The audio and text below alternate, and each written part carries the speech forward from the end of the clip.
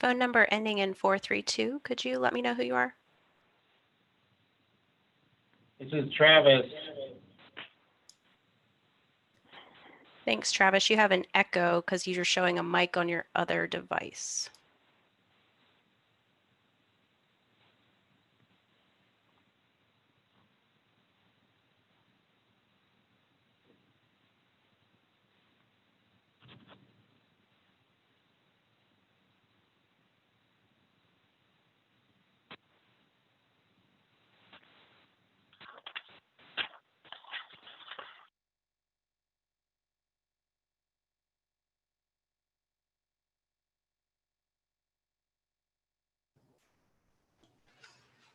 Okay, we'll go ahead and get started.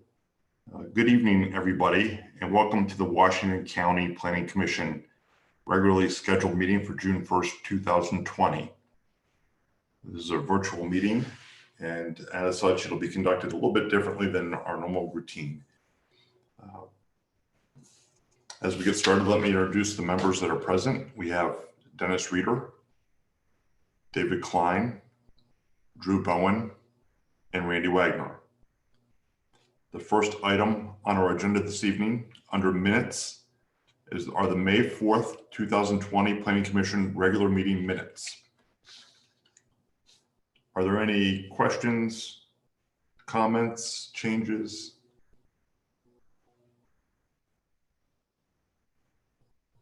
If not, I'll be looking for a motion. This is Denny. Make a motion to approve. We have a motion. Is there a second?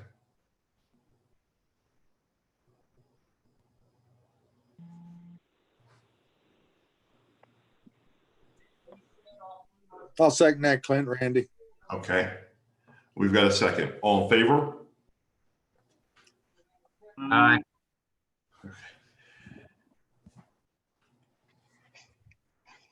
No, I'm sorry. I should have started that. If you're in favor, can you please state your name? Denny, aye. Dave, aye. Randy, aye. Okay, that carries it. The next item on the agenda this evening are the May 18th, 2020 Planning Commission Public Rezoning Information Meeting Minutes. Are there any questions, changes, recommendations for those minutes? Hearing none, is there a motion? Move to approve. It's Dave. Okay, we've got a motion from Dave. Is there a second? This is Denny, I second. Okay.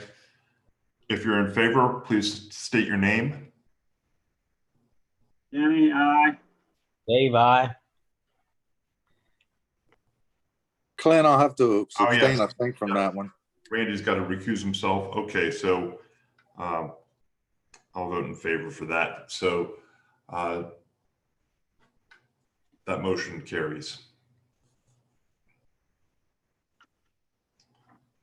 The next item on our agenda is, yes.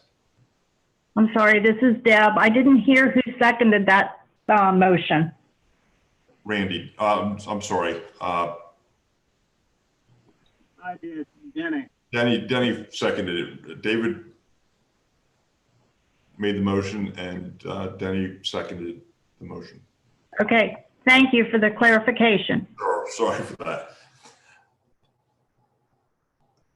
The next item on our agenda under old business is RZ-20-001. It's a recommendation. And this would be the recommendation for or against map amendment for the Joan L. Bowman Residuary Trust and Linda Lou Ebersole Family Irrevocable Trust, property located at 11107, 11111, 11115, and 11119 Hopewell Road. Current zoning is highway interchange, and the requested zoning is residential transition. And the planner is Travis Allen.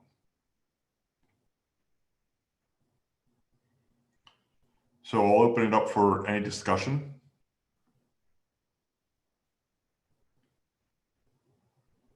This is Dave. I have no problem with it.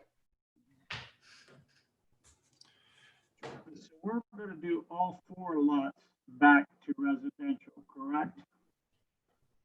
Yeah, that's the way I understand it. Travis?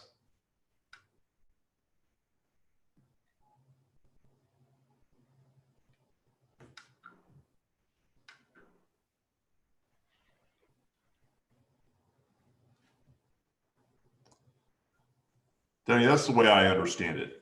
Okay, just making sure on the notes of number, because I didn't write all these numbers down last month, so we're good. That's fine, I'm good. Okay. Clint, this is Jill. You are correct. All 4 properties are requesting to go back to residential. That's the way I don't have any problem with this as well. I think this is a fairly benign change. I think that the presentation was pretty straightforward. Is there any further discussion regarding this? I know Randy will need to recuse himself on this.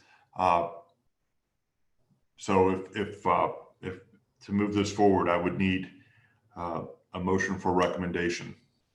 This is Denny. I make a motion for recommendation to approve. Okay, I would need a second. It's Dave, I second. Okay. All in favor? Denny, aye. Dave, I. Clint, aye. And I would recuse myself. Thank you, Clint. No problem. Thank you. So we have voted to recommend to the county commissioners the map amendments as presented on the 18th. The next item under new business are site plans. We have one site plan this evening. It's Windy Hill Dollar General Store, SP-20-010. This is a site plan for a proposed 9,100 square foot Dollar General store to be located along the north side of Clear Spring Road, east of Clear Spring, on 1.98 acres of land. The zoning is highway interchange, and the planner is Lisa Kelly. Good evening, Lisa.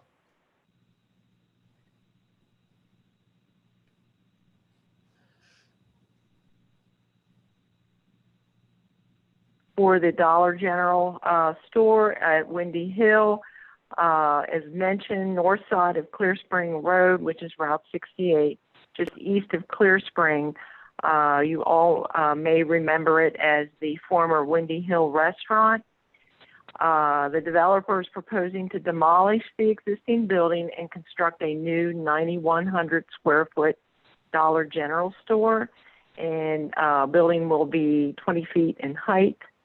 There will be one combined access off of the site onto Clear Spring Road, pretty much where the current or the previous access was. 34 parking spaces will be provided, with 32 spaces being required. The building will be served by individual well and septic. Hours of operation are 9 a.m. to 10 p.m., 7 days a week. Employees are projected at 6 to 10 persons. Deliveries are tractor trailer weekly, and a screen dumpster will be provided for refuse. Lighting will be building mounted and pole mounted. A new sign will be installed at the site of the old existing sign at the front of the parcel near the access point. Landscaping will be provided adjacent to the building along the west side and to the north and northeast to screen adjacent properties. Leland cypress will be planted every so many feet. Forestation requirements will be met by paying the fee in lieu express procedure at $2,352.24. We have received all approvals except for the health department, so I'm requesting approval with the condition of getting health department approval prior to finalizing by our office. I don't have anything else to add. Adam Hager is the consultant for the developer. He's from Frederick Seibert, and he should be online here if you have any questions of him or of me. Yeah, Adam is here. All right, well, thank you, Lisa. Are there any, You're welcome. I'm sorry? No, I have nothing else to add. Okay, thank you. Are there any questions for Lisa or for Adam from members of the board?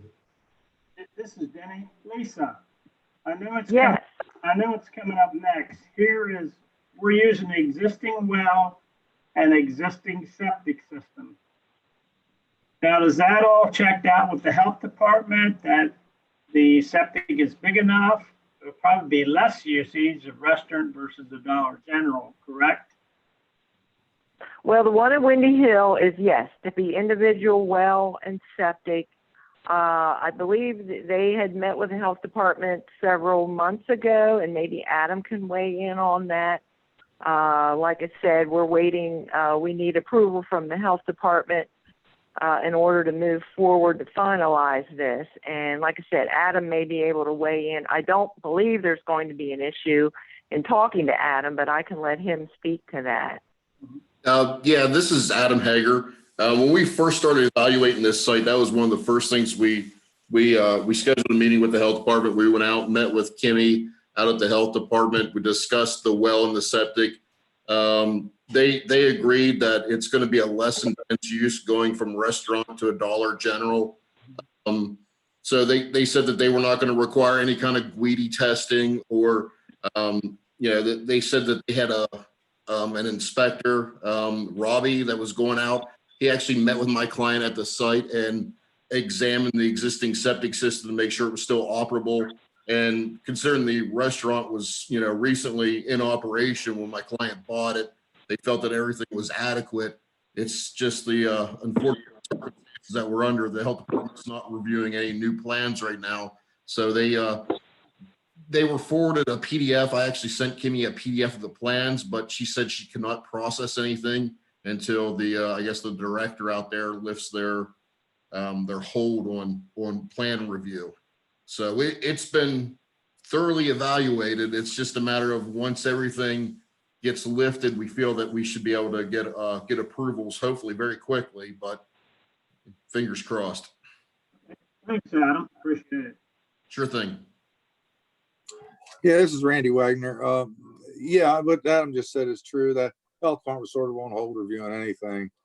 But I think, Adam, and I think they've started this week finally, or the beginning of next week, I was told. So we should be able to get some of these site plans reviewed and moving now at this point. But anyway, you were correct. It was a lot of the holdup is just they were on hold, because of COVID-19. Okay. Any other questions? Hearing none, I need a motion. This is Denny. I make a motion to approve. Dave, I second. We have a motion and a second. All in favor, please state your name. Denny, aye. Dave, I. Randy, aye. Okay. And Clint, aye. I think that'll give us the majority. Okay. That item carries. The next item on this evening's agenda is initial advice, Dollar General Hyatt's SP-20-013, a waiver request from Article 12.6K of the Washington County Zoning Ordinance to utilize an existing septic system with upgrades for new commercial development on property located at 16525 National Pike. Zoning is business general, and the planner is Lisa Kelly. Go ahead, Lisa. Okay. I currently have another Dollar General at Hewitt's Crossroads in for review. It has not gone through all reviews yet. It just came in a few weeks ago. But the reason why it's on the agenda tonight is the property is zoned business general. And under that section in the zoning ordinance, as you can see on the screen, there's Article 12.6K, which indicates that all businesses or commercial businesses in that district must have public water and sewer. And in this case, it will have private septic with public water. And the Planning Commission must grant a waiver to that requirement, and based on input from the developer, consultant, and the health department in this case, that it is all right to continue with the private septic system. So with that, Dave Trossel is the consultant from Frederick Seibert that is working on this site plan. He is, I believe he is here online, so he could probably add more to the conversation. So Dave, if you want to take it away. Actually, Lisa, it's Ed. I'm the one. Oh, I'm sorry. That's okay. Ed Schreiber. That's okay. So very similar instance to what Adam described earlier, where we met right on the initial onset of this project. We met with the health department, knowing that it was on private sewer. This site does have public water, but there's actually an existing house, or was an existing house, and an existing business on this property now. The existing business has since shut. It was a quilt shop, and it's new. The Traditions of the White Swan. Yes, correct. And there used to be a single-family detached house, which recently has been demolished. They both utilized one septic system, and so in the advent of the Dollar General coming around, we wanted to continue to utilize the existing system, which we met with the health department. They went out and looked at it, tested it, and everything looked to be good. And we have been given permission to go ahead and use the existing system. And actually what it's going to do is by utilizing the existing system, we're going to augment it and bring it up to today's standards, where it's going to work better than what it had in the past. And if you look in the zoning ordinance and in the memo that I provided, there's 6 or 7 questions that are more or less need to be answered. And hopefully you had a moment to take a look at the memo that I prepared, where it's a question and answer, more or less. The answers are in bold, how we intend to forward with by satisfying the requirements of what the zoning ordinance is asking for. And as of right now, the plan is in the process of going through the health department, as well as the all other approving agencies. And this is just one of the hurdles that we have to go through. You'll see this again, not this particular item, but it'll be the site plan approval will come forth in front of you probably in July or August. Okay, thank you, Ed. Yep. Are there any questions for either Ed or Lisa? Yes, Ed, this is Denny. Ed, the house was torn down, correct? Yes, correct. Okay, and we still have a commercial building on the property that is not in use. Correct. Okay, so if we make improvements to the septic system, and then the commercial building wants to be rented, will the added septic system improvements handle both?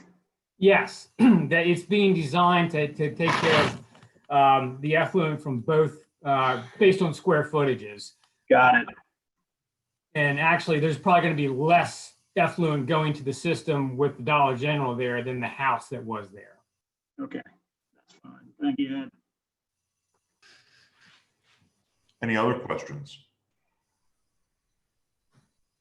And you said that this is public water, correct? Correct. Okay, I just want to make sure my notes. Yeah, and the closest sewer is about 2,100 feet south of this site, and eventually, as developed progresses up Route 63, public sewer will become available.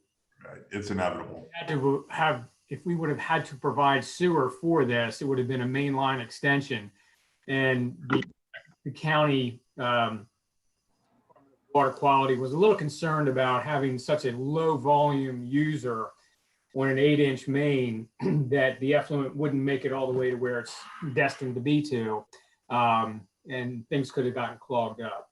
So that's another reason why. It would actually be a detriment. Yeah, currently it's more used septic than it would be to a public system. Okay, interesting. I didn't realize that. That's useful information as well. Hearing no other questions, basically we're here to give a recommendation, so we don't really vote on this. But I would like to get a consensus from the members.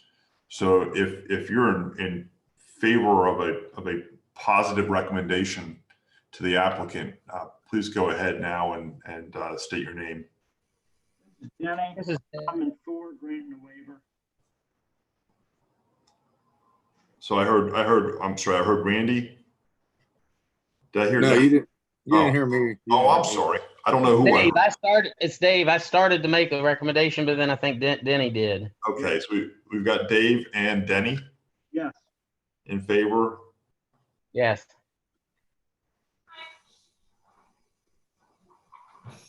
I'm also in favor.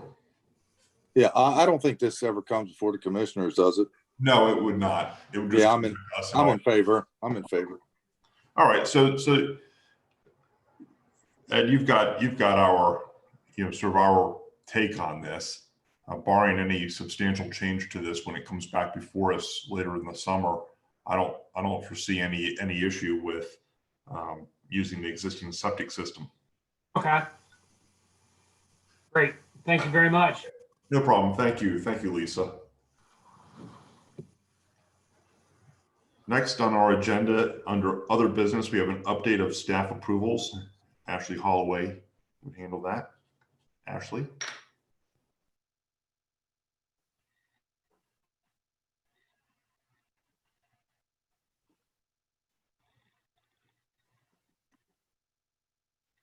Clint, did he not, this Randy, did he not just send us a report? I don't know if he's here or not. Yeah, I got to report my email. I just was scrolling through the participants. I don't see him logged in. I'm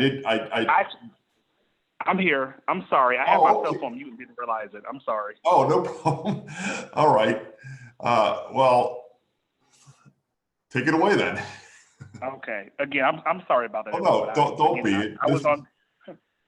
I was on mute and didn't realize it. Well, this is sort of an unusual way to have to do it, and hopefully we won't have to do it this way for much longer. Yes. Yeah. Well, I'm just gonna just quickly go over some numbers for the document that you have. Again, this is Ashley Holloway, Director of Plan Review and Permitting for Washington County. Just as in last month, due to this pandemic, we are still not slowing down, which is a good thing for my division, a good thing for the county overall. We have had for the month of May, we had 3 stormwater concept plans submitted. We had 3 grading plans submitted, standard grading plans submitted. We had 3 site-specific grading plans submitted. We had 3 simplified plats, 2 subdivision replats, and 2 full site plan submittals, along with 6 inspection and maintenance agreements. So, as I said, we are still busy, and permitting wise, we're still busy as well. 18 utility permits, 9 interest permits, and 9 grading permits. In the document you have lists everything itemized, so you'll see each individual site plan and agreements and concept plans and permits all listed there. So if you have any questions, I am here. I don't have any questions, but does anybody else? No questions, but just a comment. Good job staying busy. Yes, thank you. Yes, we're off and on in the office, so half the staff is there one day, half the staff is there the next, and there were some hiccups when we first started this, but now that we've gotten used to it, things are going a lot smoother. So we're still social distancing ourselves in the office, and we're still working. Great. Absolutely, that's fantastic. I'm glad the county's staying busy in at least this regard. Yes. Thank you. All right, thank you. Then we'll move on then. The next item under other business is Forest Conservation Annual Report, and Travis Allen is handling that. Travis?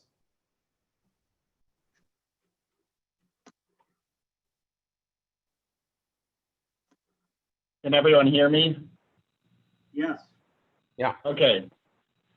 Okay, so the annual report for forest conservation is something that we have to turn in to keep our forest conservation program in compliance with state regulations. We normally turn this in March of each year, but with all this COVID-19 stuff, it was pushed back by a couple of months for the due dates.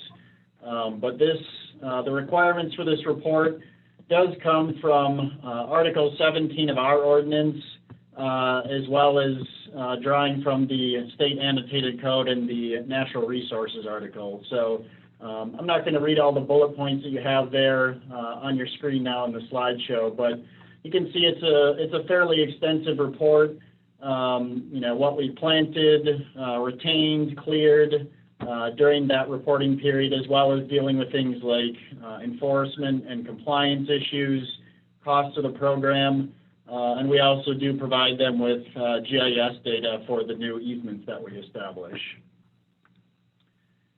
So looking just briefly and sort of in summary of some of the data from the report that we have for this year, the data does reflect really the development activity during the defined period. So more development that occurs during the period, you put more acres under easement, you collect more money during that period. So it just sort of reflects what happened in that given reporting period for development across Washington County.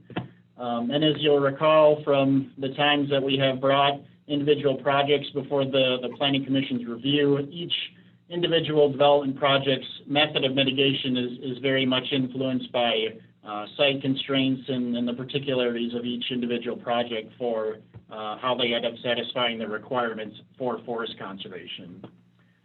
So I put in the table there, I put the data from fiscal year 2018 as well too, just to give you a point of comparison.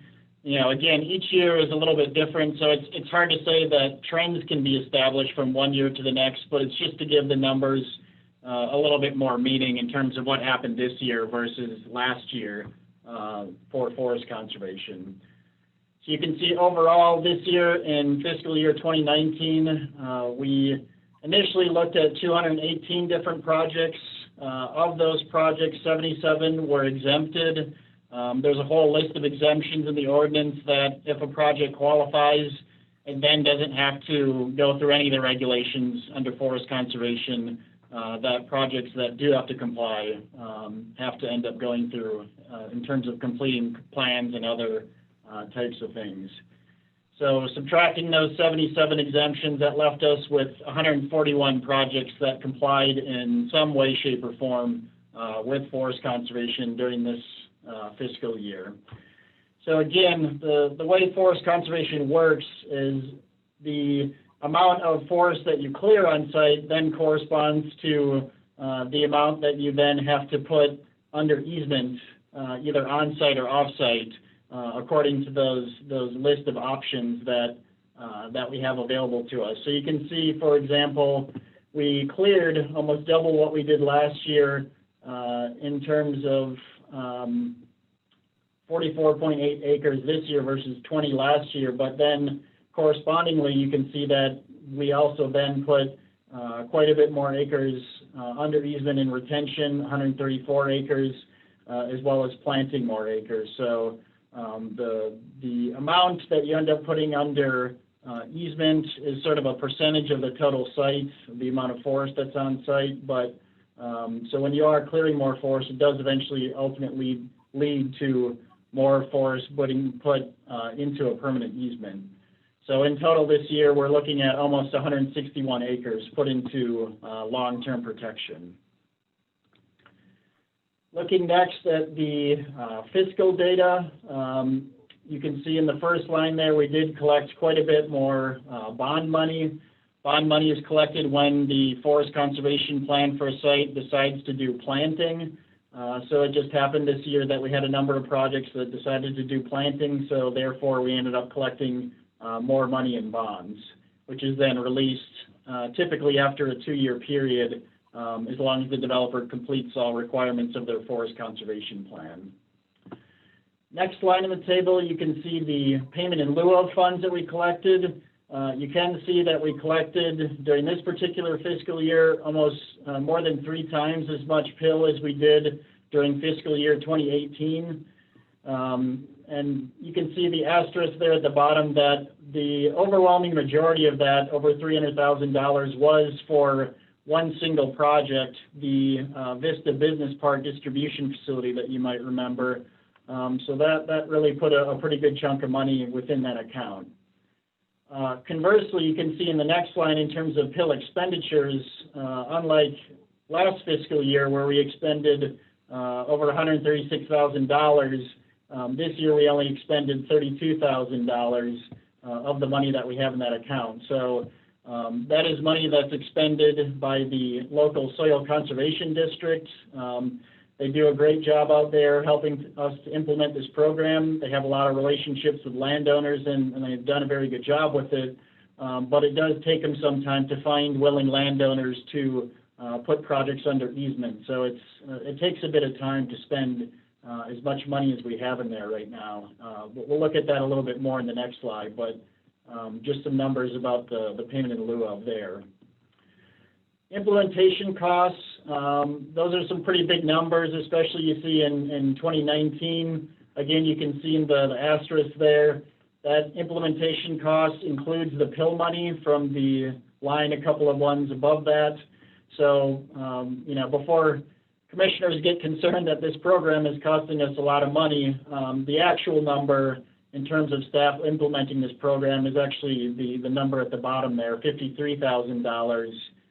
In terms of staff, you know, inspections, labor, review, all that kind of thing, which you can see also is enumerated in the final line there. Labor accounts for some of those things as well, too.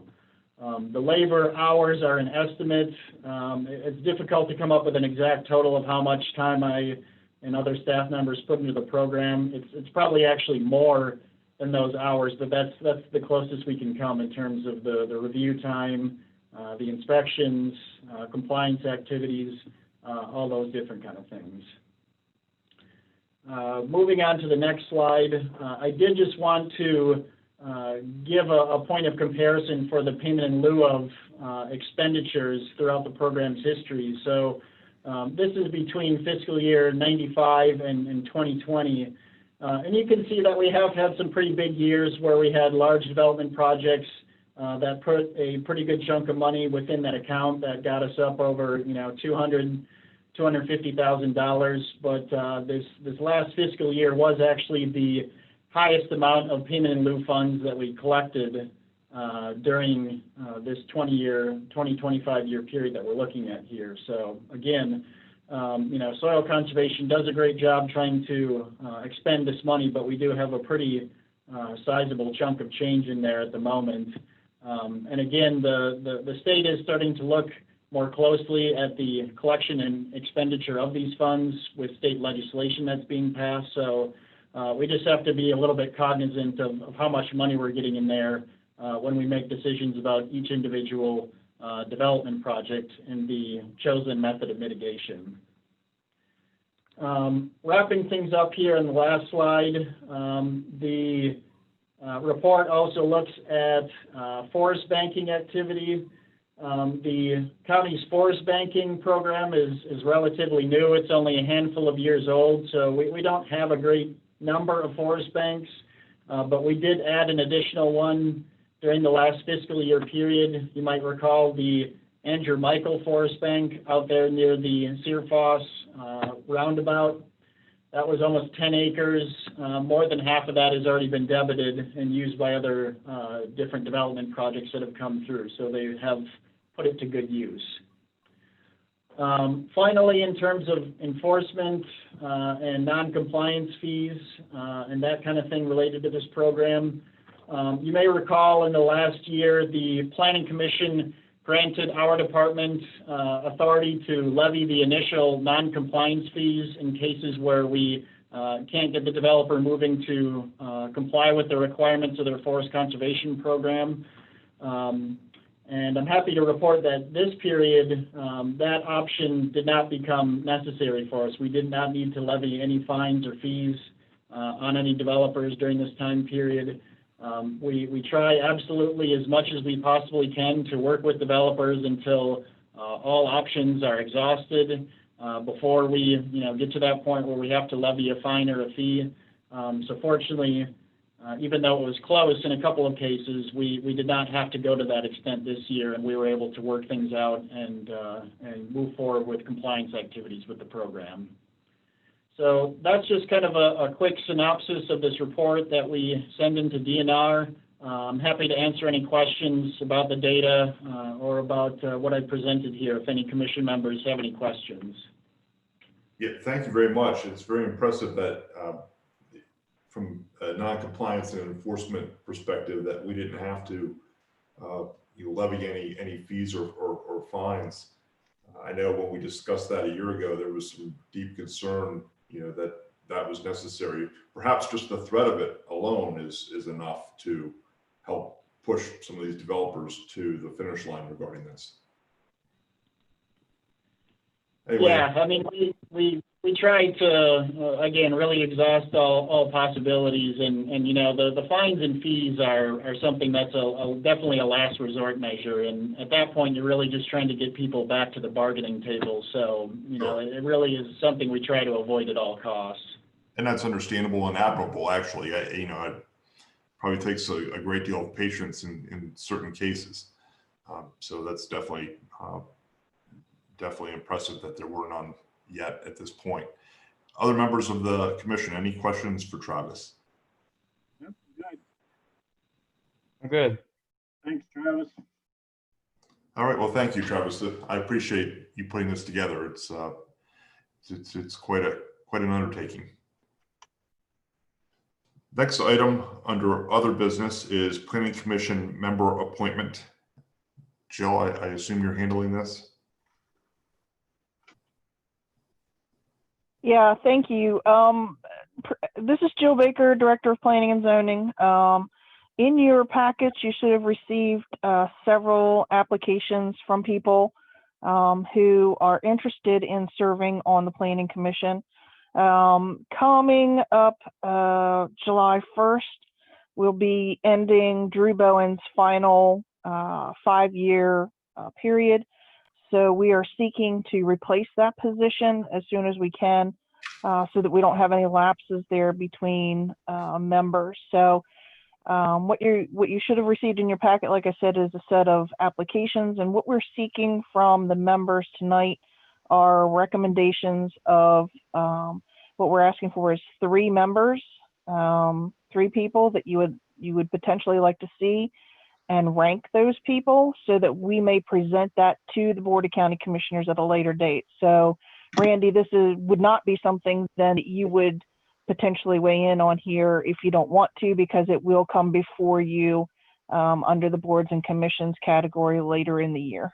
Thank you, Jill. I will not weigh in on. I'll wait and hear it for the rest of the commissioners. Jill, this is Denny. Is commission the only ones left on the meeting? I'm sorry, Denny, you're a little muted. What was that? Is commissioner the only one left on the meeting now? Yeah, Drew's the only one that we would be replacing. Right.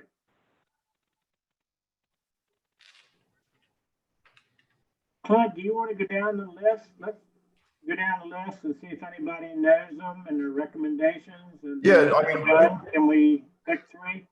Yeah, we can do that. You want to go through them one at a time? Yes, please. Okay. The first one I have on here, the first candidate is Craig McLeaf from Smithsburg. Does anybody know him? Of him? I do not know him. This is Jill. All I know of Mr. McLeaf is he was a former council member for the town of Smithsburg. I've dealt with him a little bit in my dealings out there, but that's really the only thing that I can tell you of my knowledge of him. Yeah, I see that on his resume here or on his application. He served as a member of the town council. Okay. Yep. So we can come back to him. I mean, certainly wouldn't be a bad candidate in my opinion, just simply because he's got some experience, with with how this might work. The next name I see here is Gary Rohr. Hey, Clint, can I interrupt just a second? It's Randy. Sure, go ahead. Jill, maybe you can shed some light on this. You got to be, I don't know, maybe you are mindful of I mean, planning for some might have been their last pick, their second pick, their first pick. Is that generally in the order they want to serve on a board? And like if somebody's pick was planning, that would mean they'd be more apt to want to really be on the planning. Can you shed some light on that for everybody, Jill? Yes, as part of those applications that people submit through the Board of County Commissioners website, they actually pick which boards and commissions that they would like to serve upon. They are typically ranked. The person who picks, Planning Commission first, that is their primary interest. They may pick Board of Zoning Appeals first and Planning Commission second, but that shows their interest in the land use planning side of things. So there is a priority from the applicants and what they would like to be participating in. So you could take that under consideration as part of your deliberations. Thank you, Jill.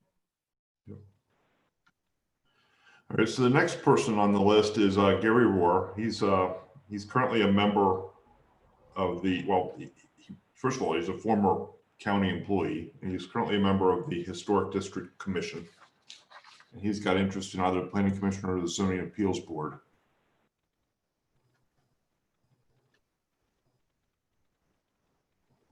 Any thoughts on him?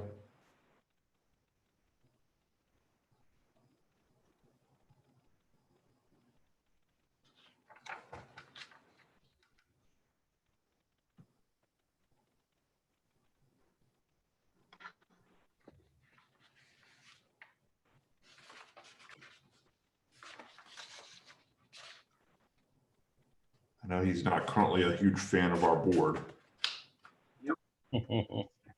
The silence is deafening. Yeah. You got it. Yeah. That's another one. I heard that he didn't want to attend any meetings with certain members of this board. If that's the case, I don't know how he could possibly serve on it, but because he would be required to come to those meetings with us. So anyway, having said that, the next person on this list is Latoya Lansdowne, and let's see here.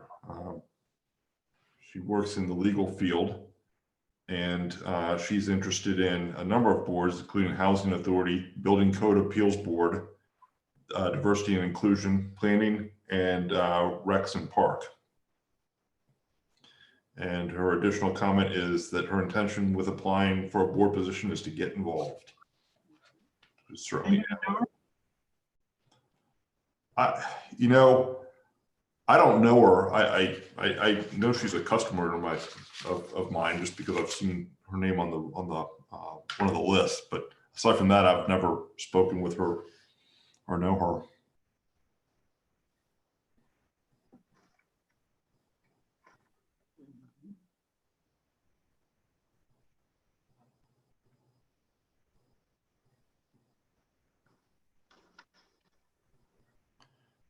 So the next person on the list is Emily Conrad. Emily Conrad, let's see here. She works for the city of Hagerstown in Parks and Rec. And let's see here. Applied for Historic District Commission, Historical Advisory Committee, Ag Land Preservation, Zoning, as well as our board, the Planning Commission. And her comments, I've worked closely with the Washington County Historical Trust, Historical Society, head of the Civil War Heritage Area, and other cultural preservation-minded organizations. I am very passionate about local history and telling the stories that make Washington County extraordinary and a uniquely valuable and important cultural asset.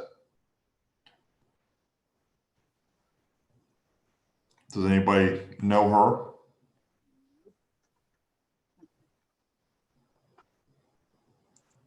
No. No. Okay. The next person on this is Chris George. Let's see here. Currently works for Manpower, and I'm curious about just about every, let's see, Historical District Commission, Planning Commission, Ethics, Diversity and Inclusion, and that's pretty much it. Does anyone know Chris George?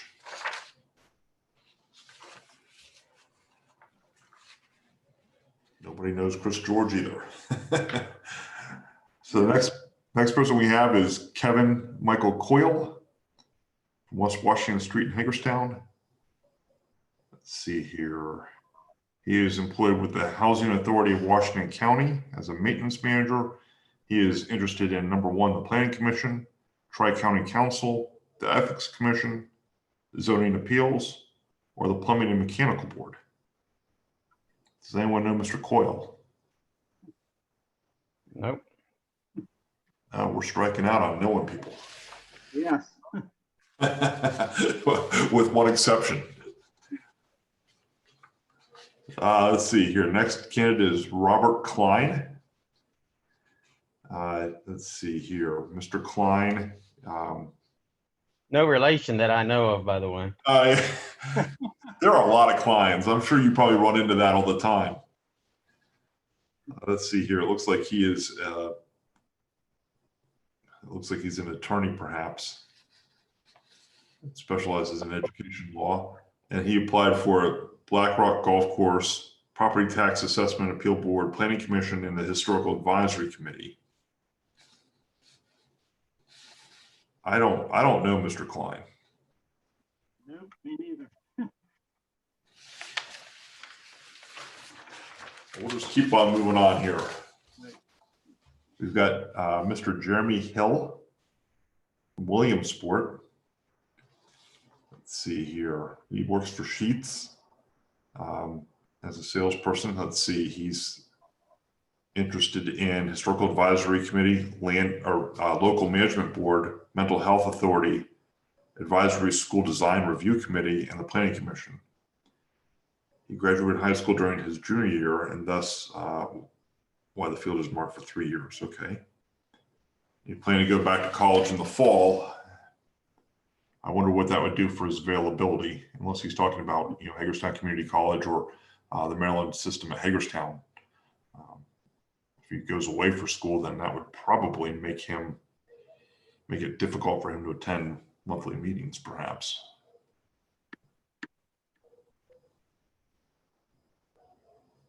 Yeah, I don't know him.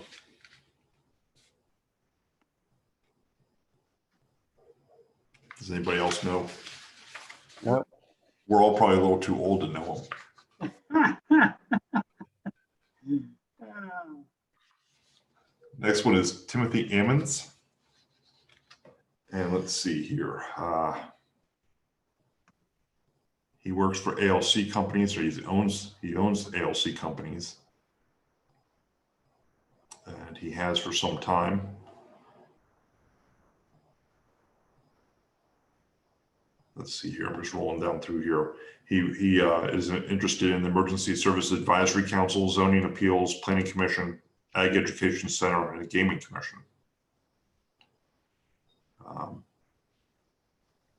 Gosh. I know Tim. He'd be 50-50, I'd say. Yeah, I think I know him too. And if you see what I'm thinking about, I feel about the same way, but I'm a little hesitant to say because I'm not 100% sure. Yeah. I just don't want to confuse him with the wrong person and then find out I either made a recommendation or one way or the other, and then realize I was confusing him with somebody else. That's why I didn't speak up at first. But the way you respond kind of it's the same way I feel about this person. So, All right, so how are we gonna narrow it to three? Each of us name the three or go down the list, yay or nay, or? well, let me ask you this, because typically, I know that there's no specific formula and there's no right or wrong to this, but typically we've tried to kind of keep somebody sort of from various sort of segments of the community. I agree. You know, so we've typically had somebody who was, let's say, a banker or somebody from small business, you know, typically somebody from the ag, you know, represent agriculture in the community. You know, where Drew sort of fit was, you know, he government guy, you know, sort of a local government. He brought that expertise to the table because of everything he did as a town manager. You know, I don't know, we don't necessarily have to follow that by any means. Correct, but I like your line of thought there, definitely. You know, I mean, I don't know the person from. Klein would be my first pick, Robert Klein. Who? Robert Klein. Robert Klein. Okay. What's everybody think? I mean, everybody share what they like. Yeah, I'm fine with that.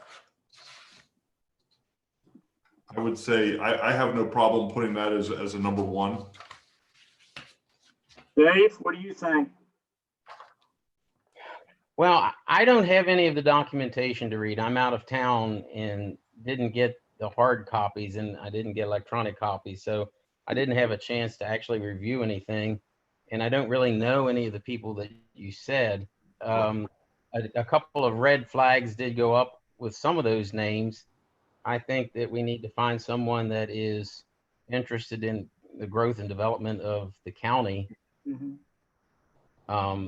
But I don't know any of those people. So, and without seeing the paperwork, it's hard to say. Also, if someone is interested in a huge diversity of boards, then I'm leery of political activists. Is it somebody that's really interested in doing this, or is it just you know, somebody wants to get involved politically? And I'm just thinking out loud. Right. Well, No, I understand what I like that, Dave. You know, I like his resume, the boards he applied for. You know, he wants to get involved, you know? That's the only thing I was thinking. Right. As long as they want to get involved, you know, in the land use and things like that, I'm good with that. Clint? Yeah, I'm fine. You're talking about Klein? Yes, what do you think? Yeah, I'm fine with him. The other one I kind of liked okay was the McLeaf person, although again, I don't know him either.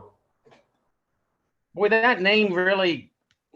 Well, there's a Williamsport McLeaf, and that's a whole different person.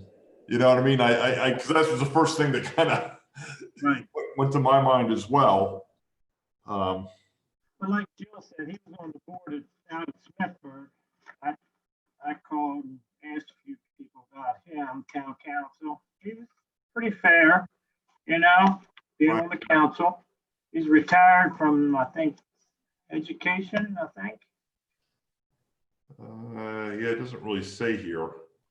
Somebody said that when I called him. Well, it sounds like he would be a person that would weigh the facts and make a intelligent decision, as opposed to try to constantly promote a political agenda. Well, yes. So I'm fine with either of those two out of that list. Yeah, and I agree with you. I like Mr. Klein. That sounds like a pretty good resume. The other thing that seems to have happened at times with this is that, you know, we go through these resumes and then the county commissioners will start reaching out to people who they know, and will come up with somebody that's sort of off list. Mm-hmm. And that has worked out typically very, very well. I agree with that. So I would say to Randy, since you're here, you know, we don't have a lot of time. You certainly don't. I mean, as you know, I'm not telling you anything new. You don't have to take our recommendation and say that's gospel. If you guys have somebody out in the community that you find that you think would fit well into this position, by all means, tap them on the shoulder. Yeah, the commissioners put a lot of weight into recommendations from like the committees, and we do put a lot of weight into it because, to be honest with you, I don't think I knew any of those people. Right. I'm not 100% sure. I think I do know one or two, maybe brief, but not enough to know whether they work good or they work or they be good or whatever. So I think it's a good point, Clint. I mean, because I think none of us here really know any of these. You know, we don't seem to know. I mean, and you can take this for what it is. The ones we know, we're not thrilled with the idea of them. Understand. So, you know, just what it is. So that, you know, that's why I kind of threw that out there for you, is if you've got somebody else in the community that you might know of, you know, I think it would be a good idea to widen this search a little bit. About Kevin Coyle, that's planning commission's #1 for him. Yeah. I didn't hear that. What was that, Danny? Kevin Coyle. I'm going back to that. Hang on.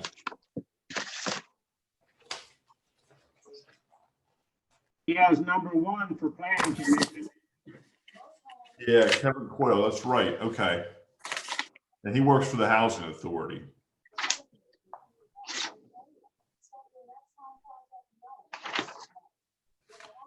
Which wouldn't be a bad thing either, because that sort of does fit that, you know, sort of fits that somebody kind of has a little bit of a governmental background in some regard.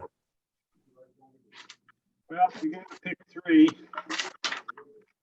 And I tell you, Latoya Lansdowne, she got a nice resume.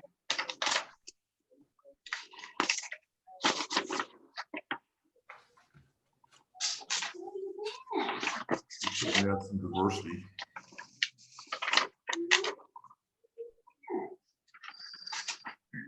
I do Mr. Klein, Cole, and Latoya. It'd be my 3. Latoya Lansdowne. Okay. I'm fine with those. You know, Coyle. I put a lot of weight into what they want to be on the most. I mean, not that I'm going to have a lot. There's 5 commissioners, so. But when they pick, like Coyle pick #1, you know, I know everybody likes to get involved, but maybe they'd sooner do 4 things before they did planning. You know what I'm saying? So anyway. Right. Yeah. Absolutely. Yeah, I'm fine with that. You know, since I don't know any of them, I'm basically going off of that kind of criteria, you know, sort of what the resume says and what they applied for first. So I'm completely fine, you know, with Coyle. You know, if you want to use Lansdowne and this Robert Klein, I'd be fine with that. You okay with that, Dave? Yeah. Yep. And then again, if the commissioners widen the net a little bit and find somebody else that they feel would fit, right, we'll bring them on board and treat them nicely no matter what. So. Yeah, I'm here. I'm listening. Yeah, I mean, I'll spread the word out a little bit. I mean, I think you have some potential candidates. I mean, the people did take their time to go online and try to be part of this, you know. And you know, there's not everybody wants to throw their name hat in the ring. You know, I think I put a lot of respect for people who want to get involved and actually take the time to go on that site and say, I want to be involved. I agree with you. Yep. That's a really good way to look at it.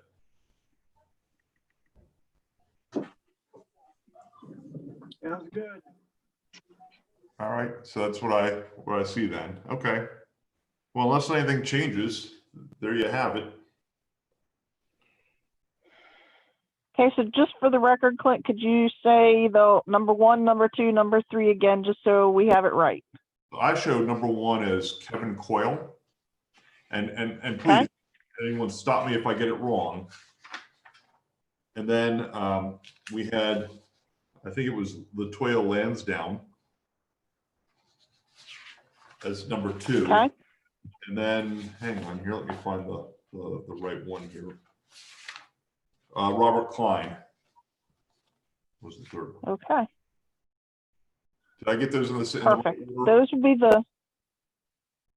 Those will be the 3 names then we will forward on to the Board of County Commissioners at the next available meeting that we have. Okay, perfect. Perfect. Thank you, Joe. If there's not anything else, then I would just need a motion for adjournment. Move to adjourn. Is there a Second. We got a motion and a second. All in favor? Aye. All right. Thank you very much. The next meeting is July 6th. And I guess we don't know yet if that's going to be virtual or not. If I were a betting man, I would probably think we'll be doing this again. Thank you, Clint. No problem, guys. Thank you. Hey, Randy. Bill, Yeah. Megan, see y'all later. Thank you. Take care, everybody.